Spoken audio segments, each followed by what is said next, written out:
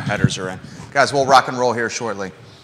We'll get cracking once we get the headers in, so you guys can see the headlines, the rundown, so you guys can see what we're going to talk about today on the show. We got some clarity from Michael Payne on the CRHA deal this morning on Real Talk. We'll relay that clarity to you. As we anticipated, Riverbend Development, the $5 million interest-free loan to the Charlottesville Redevelopment and Housing Authority.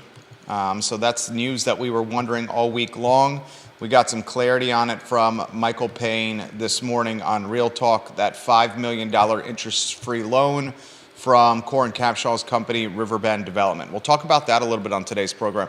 I want to talk about what we learned this week. I feel like this is a good week of shows. Don't you think, Judah? We busted our tails today. We hope you guys enjoyed it. Warrior AG, we appreciate the retweet on Twitter. We love Albert Graves when you watch and you interact with us on the Twitter platform. You are undoubtedly one of our important stakeholders, Albert Graves, on Twitter. So thank you for your interaction there, sir. Headlines are in. Headlines are in? Excellent. Look at the screen for some talking points today. We're open-minded, though, to having talking points that you guys have on your brain. So if you have a topic you'd like for us to cover, I'm very open-minded to making Fridays the day we crowdsource as much content as possible. And we just respond and react to what you guys have on your brain. Judah Wickhauer, will weave him into the mix. I thought the interview, Judah, with Michael and Lloyd was fantastic today. What'd you think before we start the show? It was good. I was more focused on the cameras and everything, but these are smart guys. Okay, we'll rock and roll when you're ready. Quiet on the set.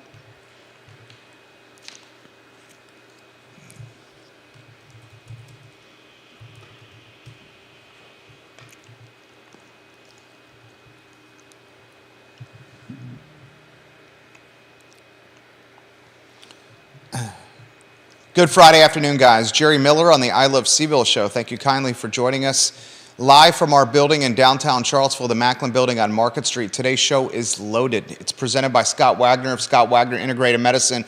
Who's got your back? Dr. Wagner of Scott Wagner Integrated Medicine has your back. I hope you guys watched Real Talk with Keith Smith this morning. It's the 10:15 a.m. show we do on Monday, Wednesday, and Friday. Judah will get that show online from a post-production standpoint later this afternoon, but you can find the show on social media or wherever you get your podcasts now.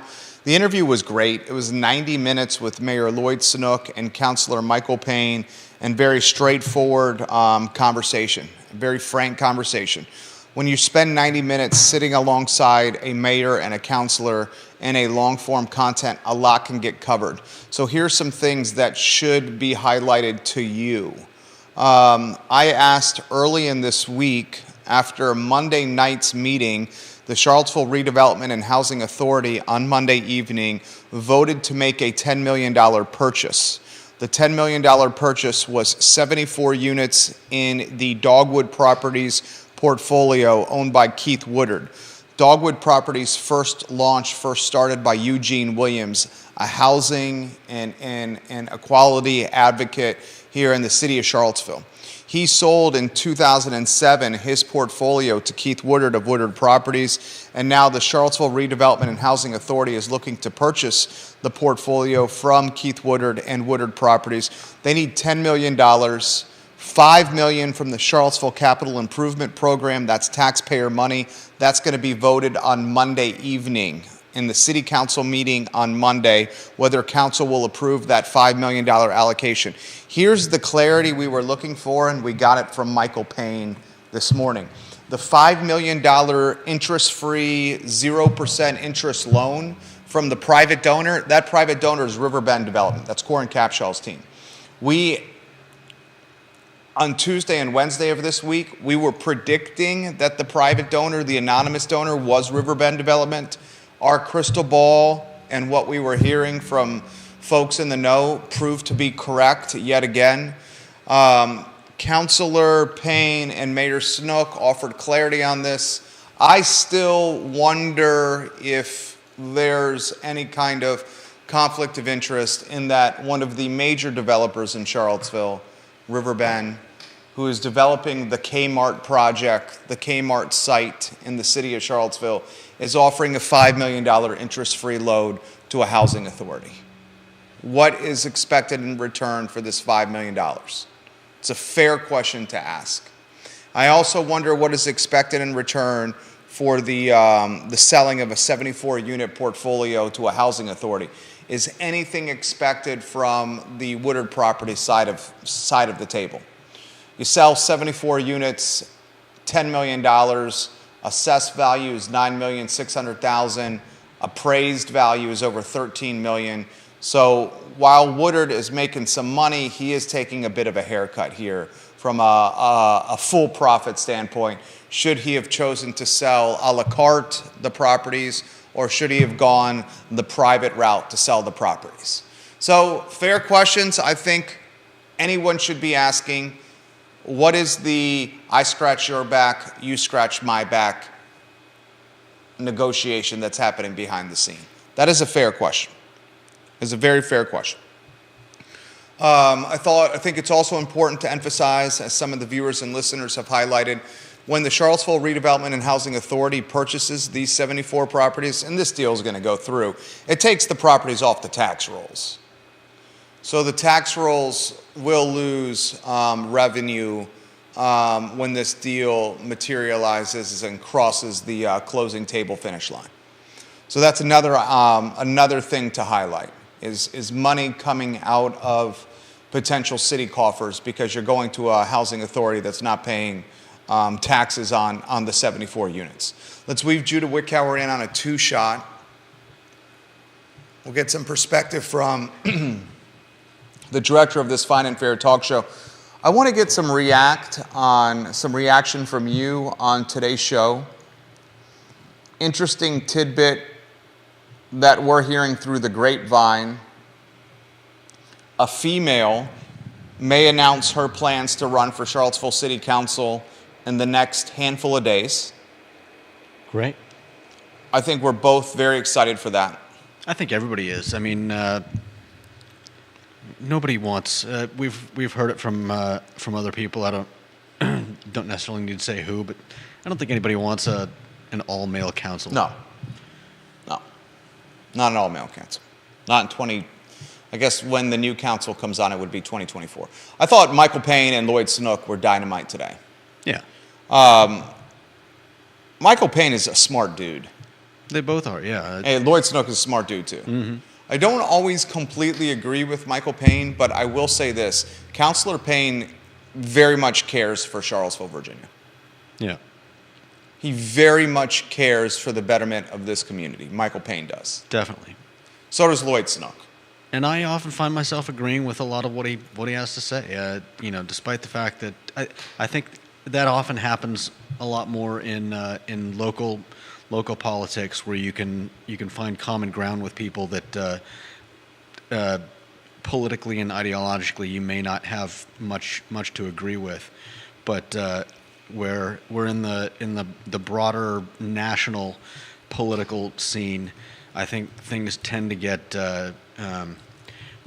pushed to the margins. So the right-wing talking points go all the way to the right, and the left-wing talking points go all the way to the left. And in smaller local government, you often find people that I think it comes down more to common sense than big country political talking. I agree with that. Local government less polarizing. Yeah. Much more centered. I mean, Michael and Lloyd, we see around town. Yeah. They're everyday guys. Yeah. These are Charlottesvillians that are busting their tails to do what's best for the community. I was very much impressed with Councilor Payne's answer on the pilot program with UVA. Mayor Snook straight up said, look, there's limits that we can do as councilors when it comes to politicking and lobbying UVA for the payment in lieu of taxes program. Yeah. There's very limited. And Michael said, Mayor Snook is right. One thing he's trying to do is maybe use the power of the populace and the influence of the masses to lobby UVA to start ponying up some cash. I think that's the right path of attack. Yeah. There's no more influential version of power than the influence of the populace. Vox Populi. Yeah. That's the most, that trumps money. That trumps having a massive workforce. The populace and its influence, when leveraged and utilized in collective fashion, is the most influential version of power. Perfect example that's why the teachers are fighting so hard for collective bargaining. Yeah. Albemarle and Charlottesville, that's a slam dunk that should be a no-brainer. Albemarle County and City of Charlottesville, slam dunk, no-brainer collective bargaining. Let's get beyond that. Lisa Costello has some questions on social media, and she says, how many city living units are owned by CRHA? What percentage of these units is of the total living units in the Charlottesville city spectrum?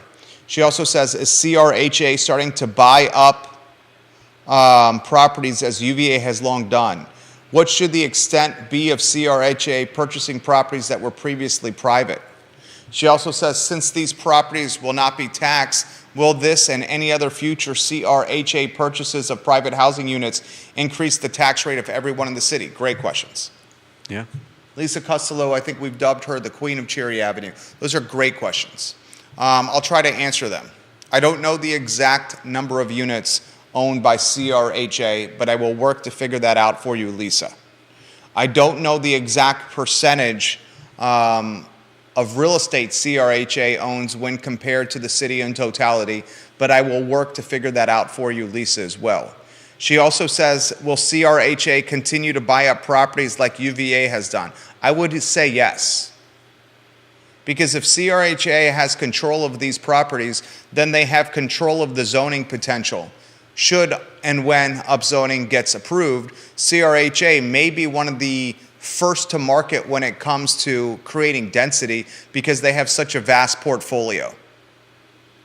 And to answer your question, what should the extent be of CRHA purchasing properties that were previously private? That's a great question. And that may be a question for council. How deep can CRHA go in buying properties, taking them off tax rolls, and putting them into this housing authority purview? That's a great question. I think a fair question, and it should be asked on Monday night when council is considering whether or not to allocate $5 million of taxpayer dollars to CRHA.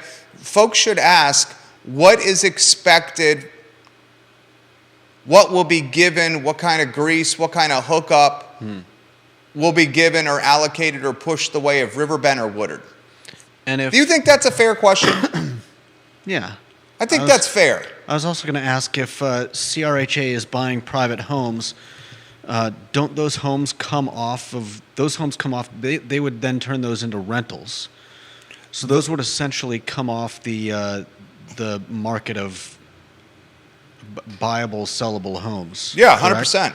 Yeah, because what Woodard Properties could have done is they could have taken that portfolio of 74 units. If they wanted to maximize profitability, they would have sold each of those units individually at fair market value. Yeah. It's like what's a good example of this? I was going to use an example for the. It's like buying in bulk. I mean, It's like the Girl Scout cookies. You can buy a box of Girl Scout cookies at $10, or you can buy in bulk and you can get a deal. It's like folks that are buying some shrubbery or some landscaping. You can buy a zip for $3, or you can buy an eighth or a quarter for $60. Or you could just make this about grocery stores. I mean, Woodard could sell these individually and get the most money possible, or sell the portfolio in totality and do the least amount of work possible. Yeah. Because that's the quickest way to getting some money. Not the most margin, though. Although there's also the question of what else they're getting. Who? Woodard. Well, with their zero interest loan. I mean, the zero interest loan is going to CRHA from Riverbend. Oh, Riverbend, yeah. I'm that's wondering. right. I'm wondering what Riverbend gets for a 0% $5 million loan. It's a fair question. Yeah. I'm also wondering what Woodard is getting for selling the portfolio for $10 million when the appraised value is $13 million plus. Yeah, because it's not like they need the money right now. It's not like they're in dire straits or anything, and they're trying to liquidate some properties to cover something. So yeah, I mean, it's And both have massive projects in the pipeline. Riverbend Kmart site, yeah, Woodard Kim's Market IGA site. right.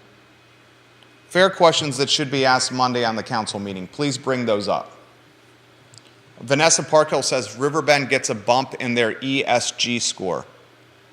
Albert Graves says, I would not be surprised if the grease for the wheel is some zoning leniency when it comes to the development of the old Kmart parcel.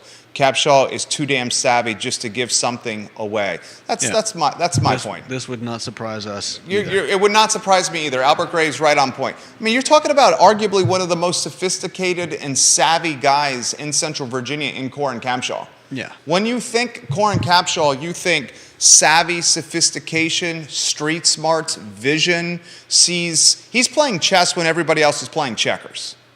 That's Corin Capshaw.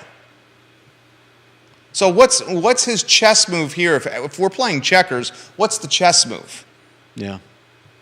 What's the chess move? Dylan's Rule on Twitter. Jerry, do you remember that Riverbend had some ownership interest in the Crescent Halls South First Street development? That's right. And interestingly, Crescent Halls is the building Corin sees when he looks outside his office. His office at the top floor of the ACAC parking lot, downtown Charlottesville, he's looking out his window. He sees the Crescent Halls building literally across from his desk. Mm-hmm. Asking the question is fair. It should come up on Monday. I mention this live on air. The other concern that you have, and it's something that's flying under the radar, is does CRHA have the infrastructure to maintain and manage all this real estate? It's a housing authority. Yeah. Does a housing authority have the personnel and skill set to maintain these properties? Frankly speaking, its existing portfolio may say otherwise. Where many folks are saying the existing portfolio is, how do I put it nicely, in need of TLC? Are they not looking so good? No. No, they're not looking so good at all. I mean, if you can't maintain what you currently got, what are you going to do when you take on 74 additional? I mean, we have 24 units, and those are hard enough to do. Yeah. Charlottesville. Crescent Halls, South First Street, and the Avon Levy area for their development overview. Avon Levy site is currently on hold pending the outcome of a comprehensive development plan for CRHA's remaining properties that will get underway. Oh, this is way outdated, this website. But Crescent Halls and South First Street are examples of stuff that they manage and own. All right, I want to do this.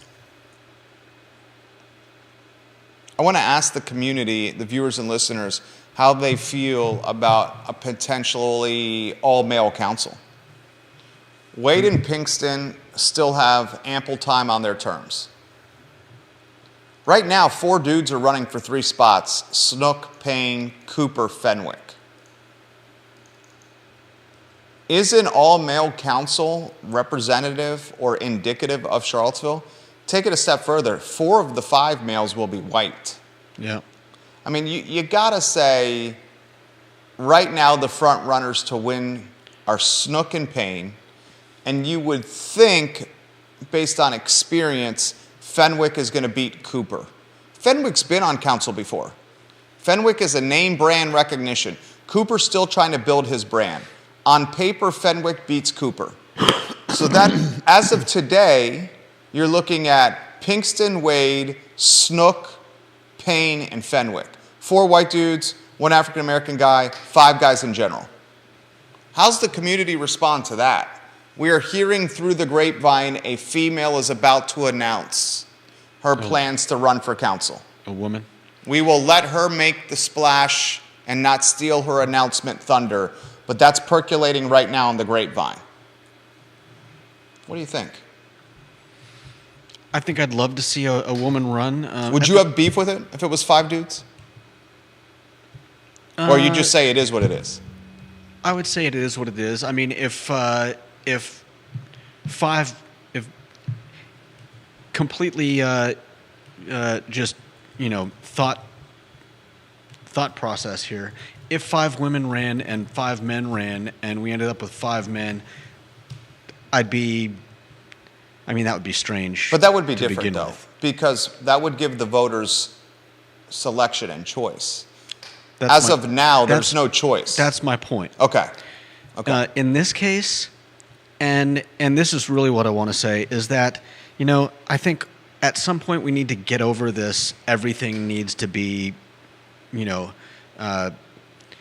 everything needs to be equally, you need to have an equal number of women and an equal number of, people from different backgrounds and races. Yes, if that is possible, wonderful. But if a bunch of white guys run for office and nobody runs to oppose them, and you end up with a white guy in office, is that a problem? Unless the minority demographics feel dispirited, disenfranchised, or do not feel like they can win because of systematic pressures working against them. That's fair. That would be a problem. That's fair, but hopefully... And I'm just doing that to play devil's advocate Right, with you. and Because I hopefully- think you make a great point. If it was all males running and that was all that chose to run, then it is what it is, and that's how it played out. Yeah, you can't complain that you've got an old white guy in office when only old white guys ran for office. And we're not saying anything about you, Mayor Snook. We love you. We know No. tremendously we love you. Isn't- we have tremendous this isn't respect anything for you. specific. Okay. We have to caveat that right there because we love the guy, right? Yeah. We love the guy. I wasn't even thinking about it. Okay, without we saying love anything. the guy. We love you, Mayor Snook. Yeah, in the case of people feeling dispirited or like they don't have a chance to win. Do you think there's systematic pressures working against someone of color or a woman running for council? I would hope if there were, that somebody would bring that up, that we would hear about that, that somebody would start doing something about that. Viewers and listeners, that's a question for you. Yeah. In Charlottesville, Virginia, are there systematic influences, systematic forces, or systematic pressures that are keeping a person of color or a female from running for city council? And I don't necessarily think there are any of those forces against. We've had people of color, we've had women on council, both. I say the answer is no. I would say that there are forces against someone of the wrong political spectrum running. There's forces and systematic pressures preventing Republicans from running. Yeah. Yes. Great point. I 100% give you that. There's systematic pressures preventing Republicans from running for any position in Charlottesville. Are there systematic pressures? You won't hear too many complaints about that, though. You hear complaints about that. I mean, Lisa Costello is saying right now on Cherry Avenue, it bothers me there are no Republicans running, that more so than there are no women. Yeah. She says it bothers me that it's left-leaning and no centrists or no conservatives. That bothers She me says, too. I'm concerned no centrist nor Republican could get elected in this town. And I think that's a very good point. That's concerning to me, too, and I think she's 100% correct. So, tough question. Are there systematic pressures keeping a woman or a person of color from running for council this year? Not if they're on the correct side of the political spectrum. Walk me through that. You're saying if they're liberal or Democrat, then they're fine? Yeah. Mayor Walker won as an independent.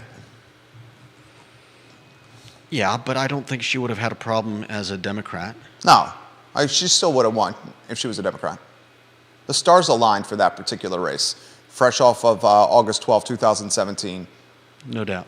That was an anomaly in a lot of circumstances, having an activist elected in that capacity. Yeah, I mean, I can understand there are reasons why she ran as an independent, but I don't think she would have had a problem as a Democrat. No, she would have just won. may have been beholden to the Democratic Party in Charlottesville. Sarah Hill Buchensky, SHB, I love when you watch the show and comment. She says race and or sex should not trump qualifications and the ability for a job. Amen.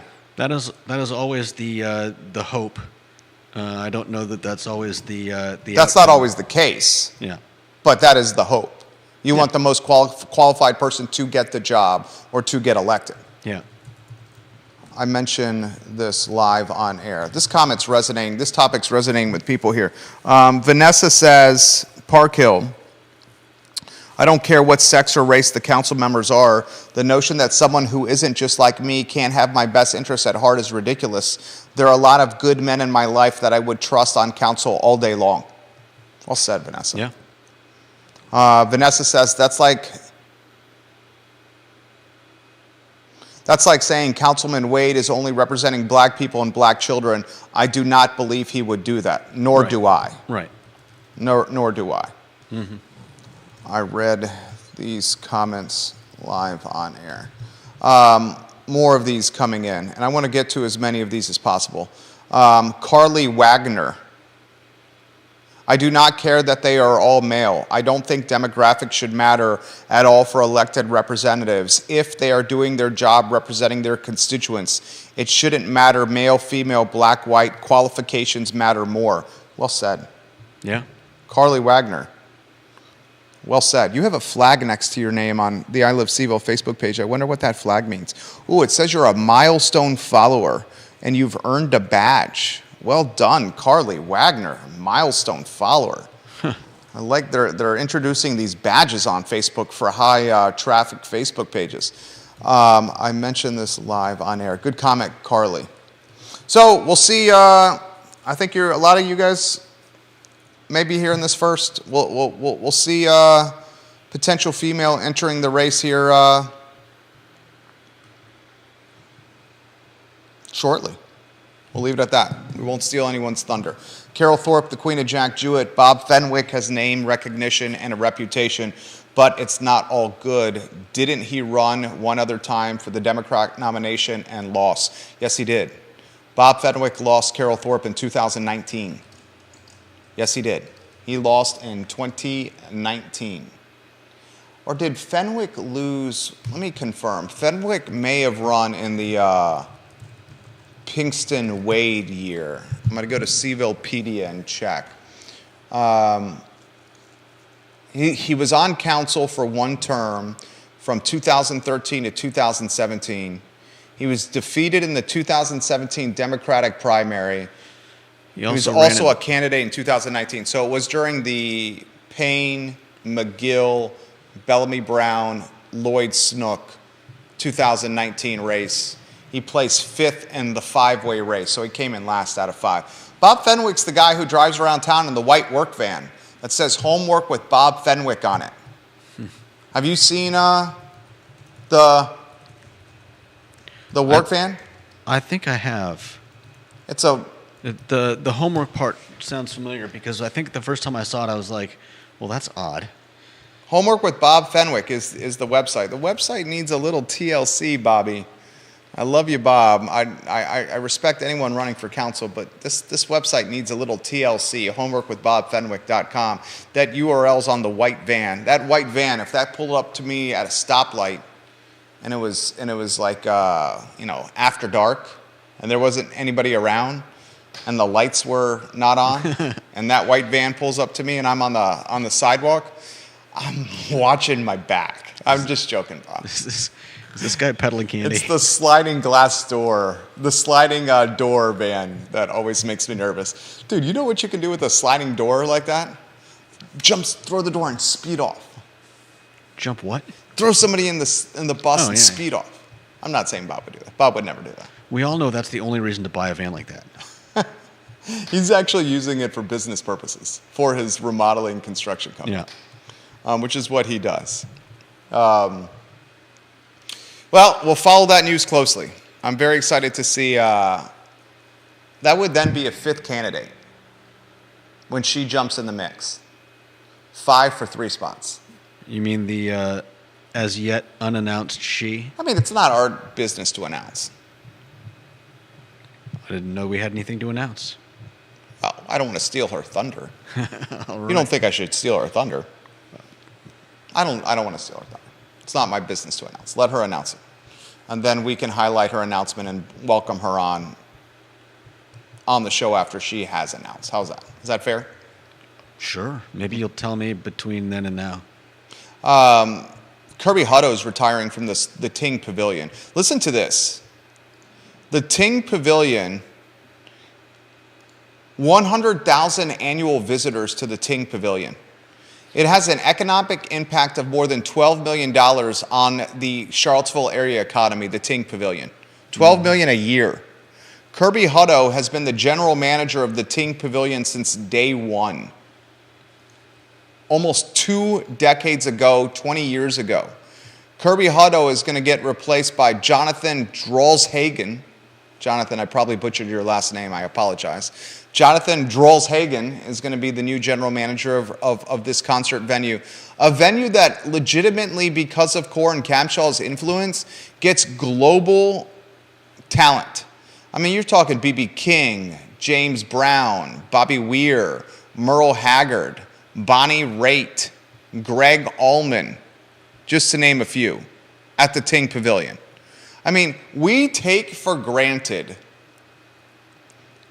the venues we have in Charlottesville and the ridiculous talent that comes to this town to perform. And it is a direct result of Corin, that talent. Kirby Hutto has been a fantastic ambassador of this community, whether as the general manager of the Ting or Sprint Pavilion, but also with his experience and time spent on the Charlottesville Albemarle Convention and Visitors Bureau Board and the Charlottesville Regional Chamber of Commerce. This guy is very behind the scenes, quite influential. I was taken aback with these two stats. 100,000 annual visitors to the pavilion and an economic impact of over $12 million, the pavilion, per year. I did not know that many people went to this concert venue every year, and I expected the economic impact for the Ting Pavilion to be less than the $12 million that they have extrapolated over the course of a year. Do you guys remember the downtown mall without the Ting Pavilion? Do you guys remember when Fridays After 5 used to be on the other side of the mall? The whiskey jar side of the mall? It used to be there. We take for granted the musical opportunities we have here from watching global talent. We take it for granted. We take for granted the depth in restaurants. We take for granted the depth of breweries, the depth of vineyards and cideries. We take for granted the outside hiking and enjoyment opportunities, and the fact that we have some of the best college sports right here in our backyard. We have an abundance of riches, and that's why people flood here. Mm-hmm. Kirby Hutto, job well done. Basically 20 years, almost 20 years. You've been in charge of a venue that now has national notoriety. Nora Gaffney says, yes, I do remember music sitting at Miller's for Fridays After 5. Albert Graves says the pavilion is the key to the revitalization of the downtown mall. I would love to see council utilize the designated outdoor refreshment area on the downtown mall. Give me a Dora. Dylan's rule says an all-male council is not representative of this community. Dylan's rule said on Twitter. I mentioned this live on air. Dylan's rule also says on Twitter, It should be concerning that there is not a single local Republican elected official in Seville or Albemarle. Board of Supervisors, school board, sheriff, clerk of the court, Commonwealth's attorney, commissioner of revenue, treasurer, all D's in both localities. All D's in both localities from Dillon's rule. Well, I mean, I think that's why I have a lot of respect for what Dr. Bryce is doing for the at-large seat in the Albemarle County School Board. She's a conservative. Yeah. She's running for an at-large seat in Albemarle County. Yep. A very blue, if not purple, county voting block. Mm-hmm. Respect to her for making this push. Yeah. What'd you learn this week? I learned a lot this week. What'd you learn this week? Let's see. I learned that there's a word, tooligans. What's that? Tooligans. I saw that again. I saw that in the local news. Tell us what a tooligan is.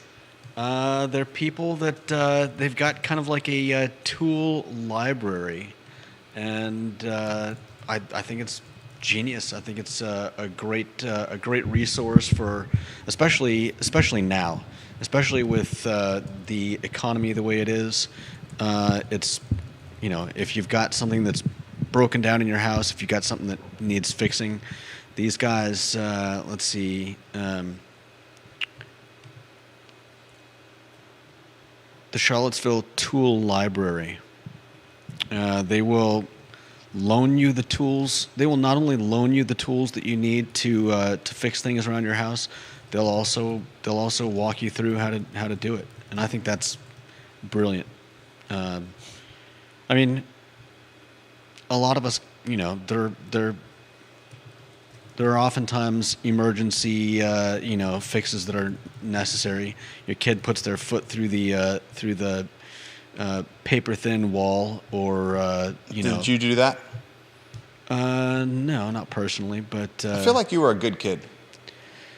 Lisa Cuslow says Judah Wickhauer, she tagged you. The tool library also has classes as well. Nice. She wanted to let you know that there were classes. That's cool. I wasn't a horrible kid, but I wasn't a saint either. Once got tired of my little sister annoying me while we were visiting. I think we were visiting friends or family, and it may have been Tennessee. She was probably like 2 years old. So we locked the door, locked the bathroom door, locks from the inside, put her inside, and closed the door. Oh. So they had to pull the bolts off the door to get her out. It was not a nice thing to do, but Now you guys are best friends. sure. KTP, it's a great comment from Katie Pearl, the Queen of Whitehall. I agree, it's very concerning. We need diversity of thought, and there are a good number of conservatives, including herself, that currently do not feel represented at all by local officials. Yeah. What would turn the tide? I mean, it's all based on votes. So if there aren't enough, I know it's based on votes. I mean, what would turn the tide of? What would turn the tide? Is it just a direct reflection of higher education being in our backyard? What do you mean? Well, with all the, higher education Democrats? breeds. Higher education often births liberal ideology. Is that a reflection?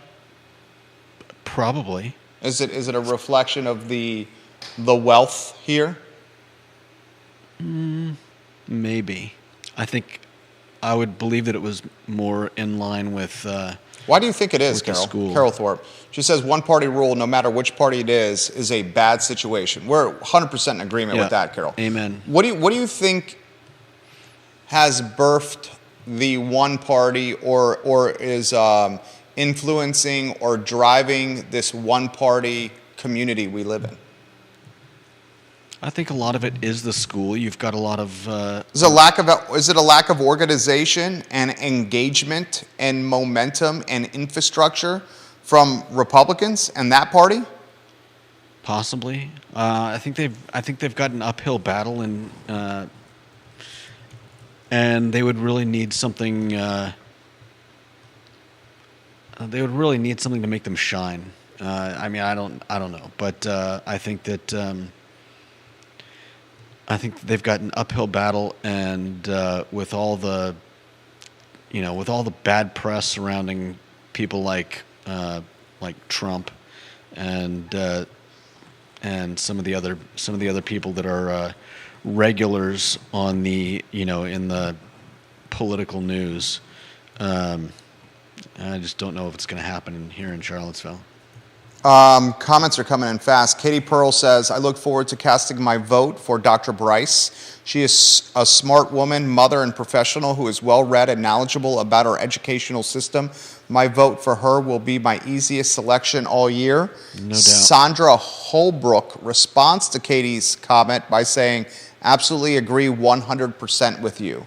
I'm tagging Katie and Sandra and saying, I mention this live on air. The Bryce brings a lot of legitimacy with her campaign. And we know, because we talked about this either yesterday or Wednesday, that she now has some competition. And the competition she has, I want to get her name 100% right, is Allison Spillman. And you cannot have two more polar opposite campaigns than Bryce's and Spillman's. They're completely opposite. So what do they oppose each other on? Collective I'm bargaining. curious.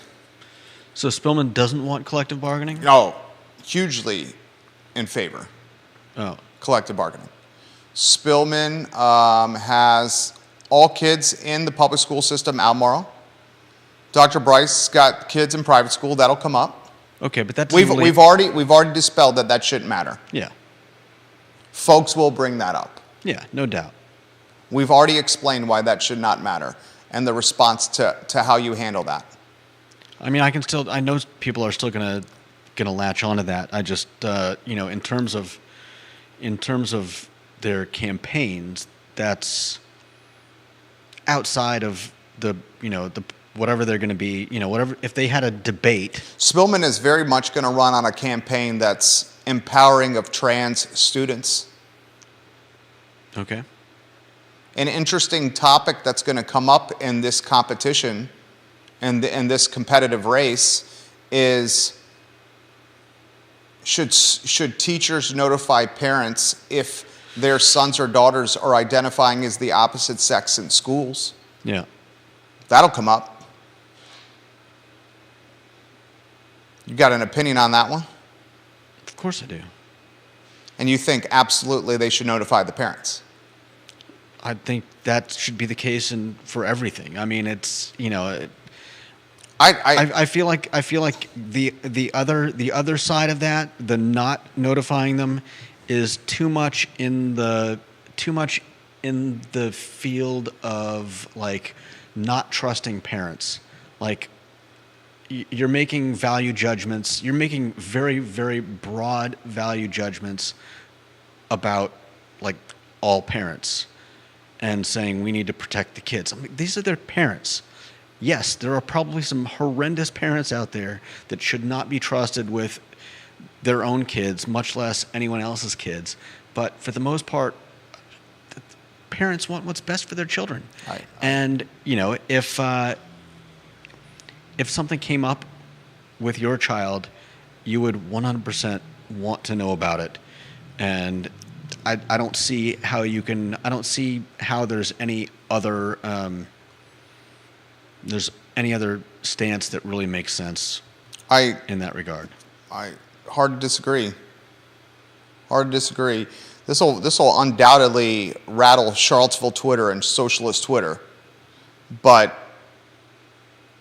if my kid went to school, our sons went to school, and our sons were identifying as the opposite sex in school, I'd like to know. It boggles my mind that this conversation is even a real conversation. Yeah. Parents drop their kids off at school. Yes, they're not there, but they should be kept in the loop of what their kids are doing, especially if what their kids are doing is identifying as the opposite sex. I have no problem. I have no problem if that happens. I just like to be kept in the loop. Right. That's all I'm saying. Yeah. You should want to know what's going on. I'd like to know what's going on with our sons. You should want to know what's going on with your kids, and yeah. I don't see any way that it would ever make sense that schools or anyone should be keeping things about your children from you. Let the parents know what's going on with their kids in school. That's all folks are saying. Janice Boyce Trevelyan, parents cannot guide and help if they are not part of the conversation. Amen. Yeah. They also can't help if their child runs into trouble either from bullying or personally. You know, what if your kid is having a tough time and starts having thoughts about maybe I should just end this. You know, how would you feel if as a parent, if you never knew and never had a chance to help them? That would be devastating, I think. If we could update the lower third on screen. I know this is not a talking point in the headers, so I would say the lower third to utilize would be what Jerry and Judah learned this week. Thank you kindly.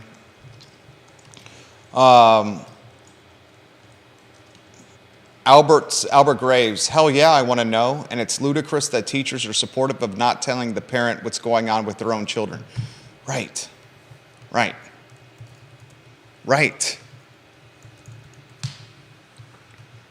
That'll come up in this race. No doubt. I'm very open-minded to hosting a debate with the two candidates. Yeah. It would be fair. We've done these debates before. We've done them with Mayor Snook, Michael Payne. We've done them with Carl Brown. We've done them with Juan Diego Wade, Brian Pinkston. 8 or 10 questions, 2 minutes a piece to answer the questions, and then they each have a chance to respond to what each other has to say. Respectful, informative, long-form content. It would be the most watched debate in Charlottesville history. Because our platform is exponentially grown since we did the last debate, which was, when Brian Pinkston and Juan Diego Wade were here. So that was our last debate, was that race. Carol Thorpe says the Democrat political machine in Charlottesville has been conspiratorial and is comprised of several large influential groups to maintain a progressive stranglehold on local politics. I mean, Sonia Smith is certainly helping, for example, keep this community Democrat. The so-called kingmaker, Sonia Smith, who donates millions of dollars to political campaigns. Millions of dollars. Carol also says, if for no other reason parents are legally responsible for their minor children, they have a legal right to know. Yeah.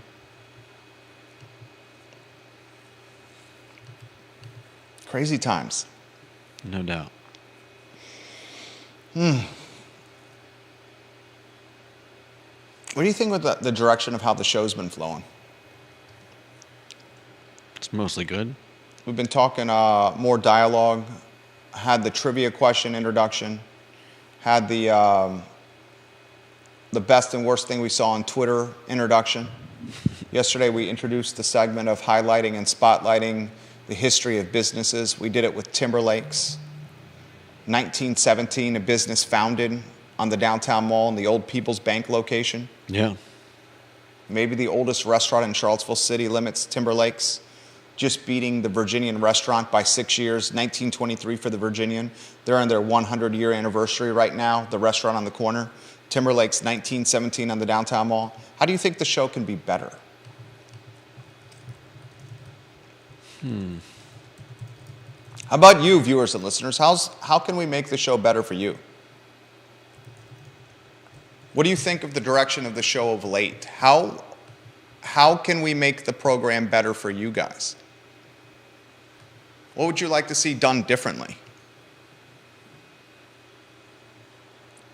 And Sarah Hill, you're exactly right. They went to Murray first before going private. And the point I made on Wednesday, the fact that she's running and her kids are in private shows how much she cares about the public schools, because her kids won't benefit from the policy she puts into play if she's elected to the school board. Yeah, I saw someone else. I saw something somewhere else where a person was talking about a parent or parents who were homeschooling, and the fact that Yeah, that was on Wednesday show. was that. Yeah, that was Wednesday show. One of the moms was commenting, she goes, my kids are homeschooled. People would give us heat if we ran for school board because we're homeschooling, and she I didn't think think that's that what was it was. fair. And the fact that they have, the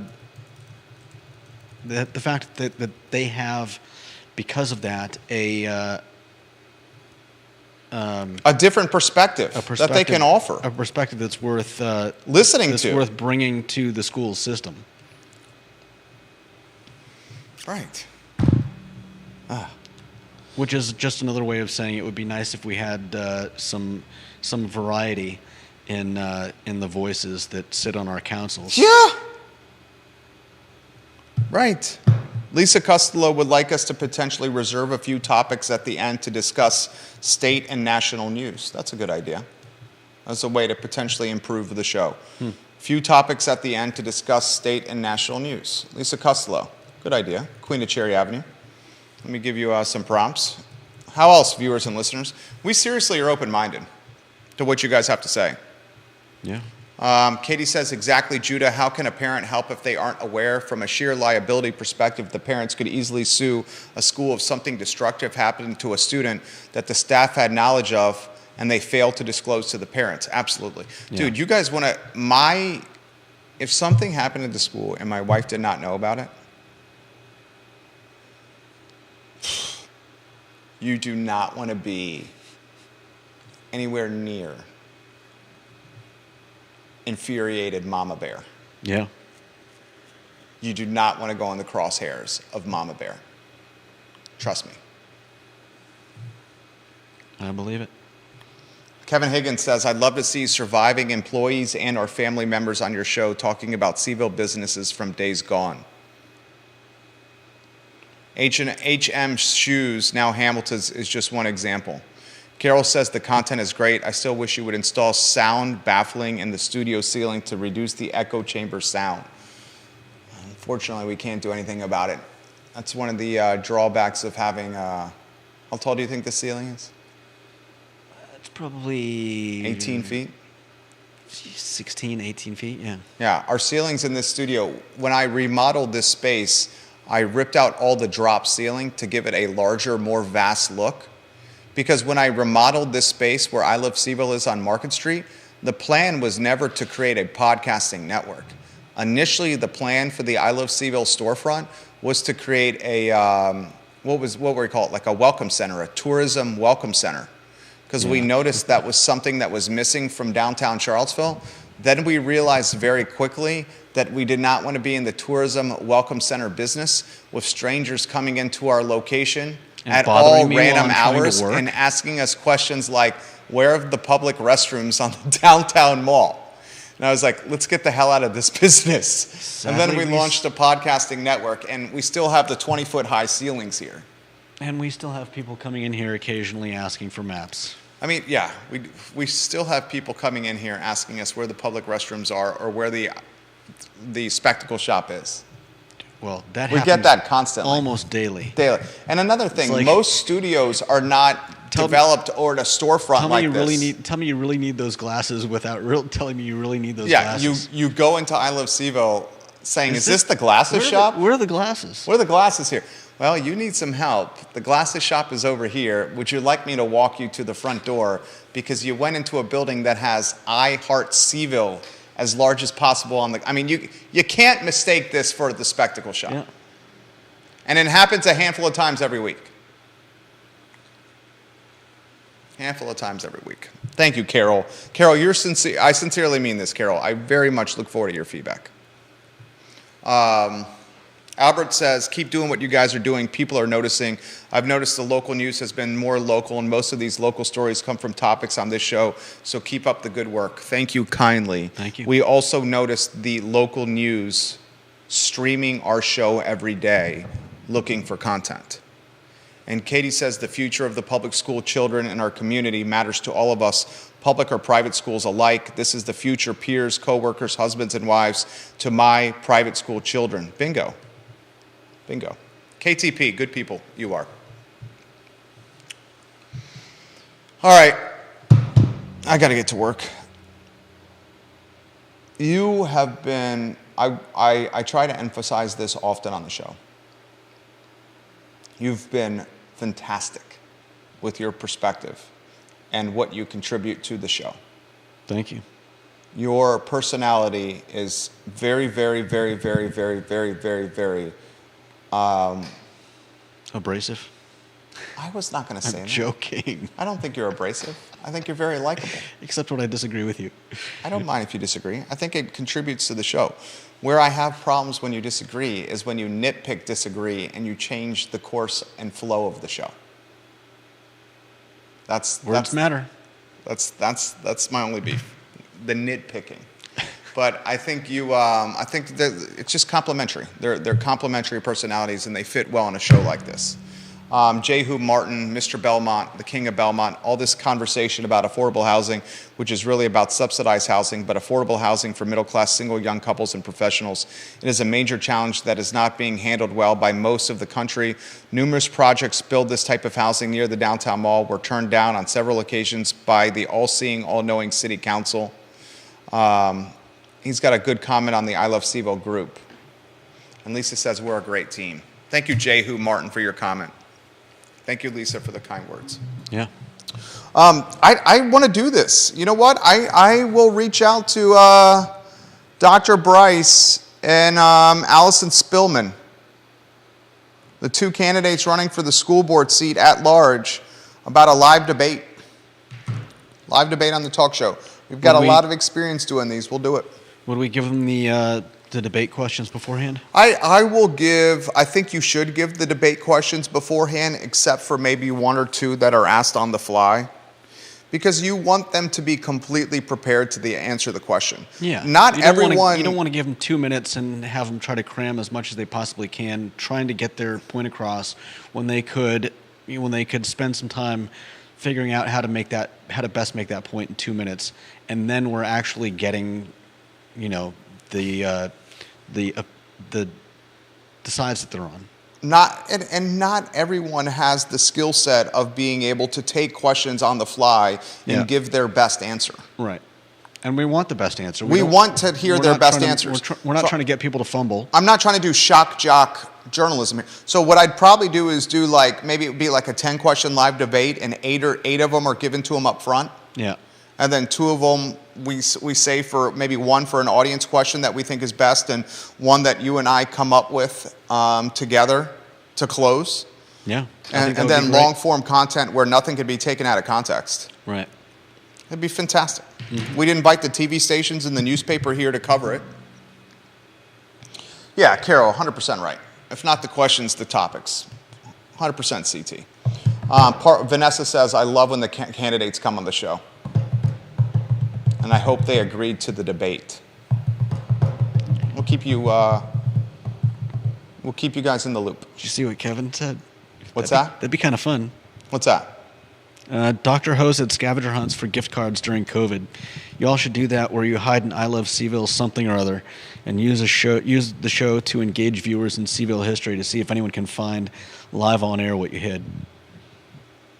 I don't know how we do the live on air part, but it would be interesting hiding things around Charlottesville and asking people use the show and as I don't know how you how would that work? I don't know how you'd use the show doing that live, but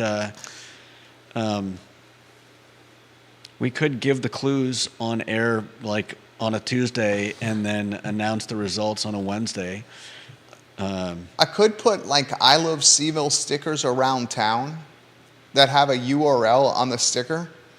And when they find the sticker, we give them clues where the stickers are around town. They have to go find the sticker based on our clues. And then they go to the URL on the sticker. And on that website is the contest.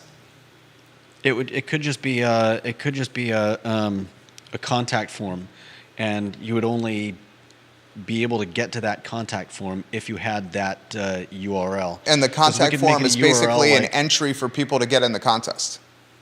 Well, yeah, and we would know who the first person to find it was. Interesting idea.